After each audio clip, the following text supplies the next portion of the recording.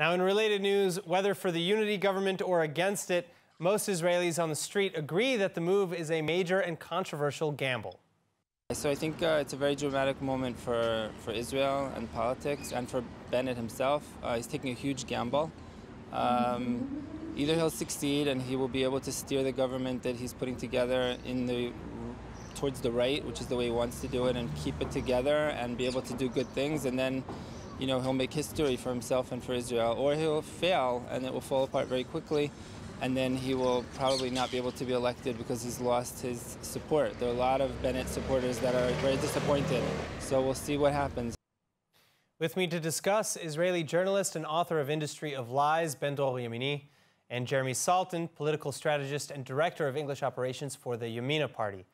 Thank you both so much for being with us. Now, Jeremy, I'm going to start with you. Bennett says that it's either this or endless elections, but will this wide unity government be stable? Because if the government falls and we go back to elections in a couple months, is that really better than just having new elections now? I'll tell you what is better than trying, and that is to just go to another election automatically. Look, in order for this to work, we have to expect that both sides agree not to troll each other and to understand that there is veto power on both sides. So the chances of any side being able to go ahead and have some scoring of points in the newspapers, might be a short-term gain, but there's no policy gain that you can have from that perspective in a government like this. Look, we're not going to be able to do what I would like to do, which is to apply sovereignty over Judea and Samaria.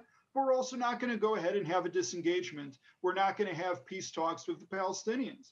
We're not going to be able to go ahead and do a lot of things that I would like to do. And, Merits and Labor understand that they're not going to be able to do that either. What we do have is a situation where we can actually pass a national budget. We were the only country across the globe not to do that in 2020. So far in 2021, we're the only country to do so. We have to start work pretty soon on a 2022 budget.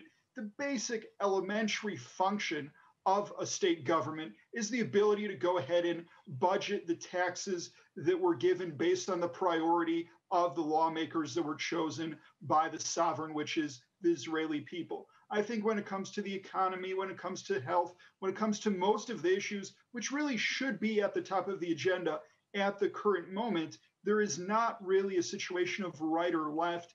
There's just a situation of actually getting things done.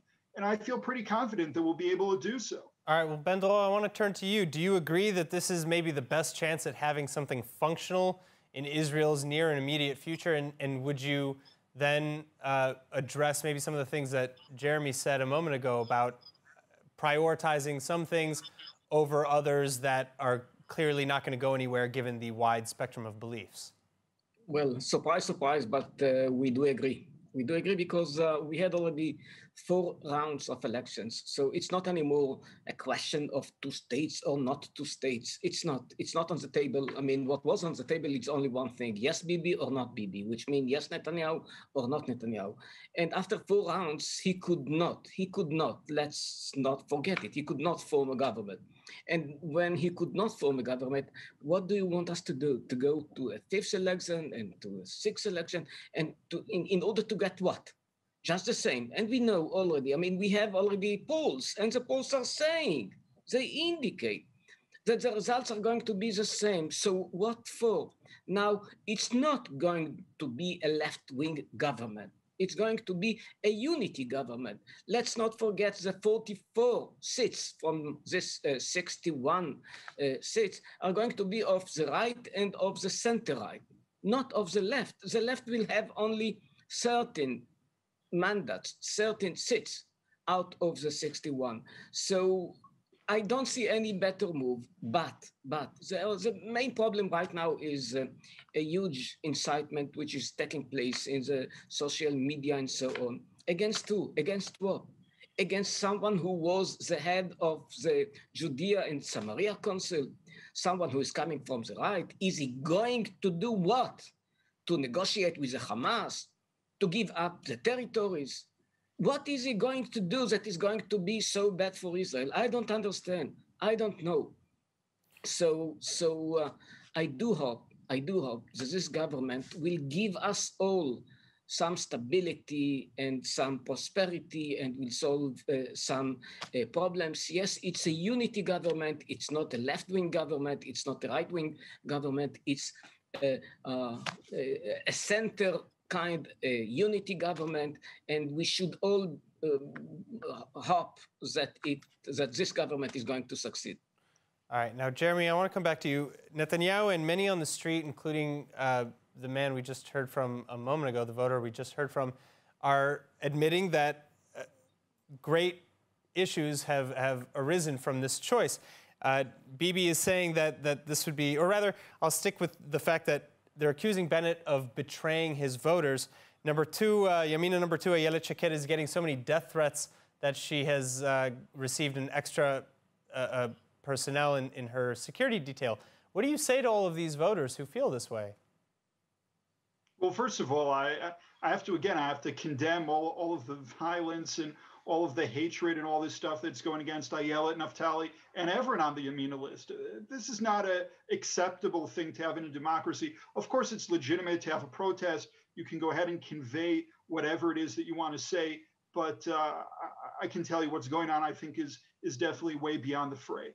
In terms of the actual content of what we're having here, in terms of all these allegations coming from Netanyahu and Smotrich and a lot of others within the right-wing camp, let's remember that our two major campaign promises were that Naftali Bennett was running to be prime minister and that we were running to prevent a fifth election.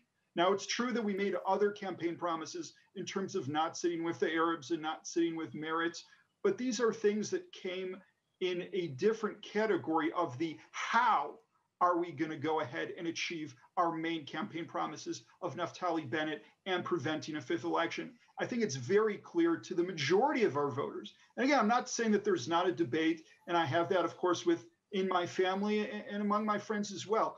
But there is a debate. There are a lot of people who are very happy to see Naftali Bennett as prime minister and the prevention of another election. That is the primary campaign promises. And for most people who voted for us, that is exactly what we're able to give them, and they were happy about it. And there's some symbolisms here that I think are important to explore. Look, Naftali Bennett is going to be the most right-wing prime minister we've ever had. He's not going to be able to do all of the things that he would like to do, but this is the first time that you have someone who's to the right of the Likud in terms of a majority of the views on the national security and diplomacy arena, who's going to be sitting in the prime minister's chair. And we should not take that, as being a light thing. Of course, the symbolic nature of the first person who's a religious Jewish person who wears a yarmulke, right, a kippah on his head. This is also very big symbolism. And I'll say a third one also is, of course, a person who, made Aliyah, who's an immigrant from America, having the children of American immigrants, Naftali Bennett, taking that position of prime minister, the first person not to come from Europe or born in Israel to European parents. This is also a very, very, very big landmark thing. So again, there's a lot of very positive things that we should see from this development. All right, Ben-Dror Yemini, Jeremy Saltan, thank you both so much. Thank you. Thank you.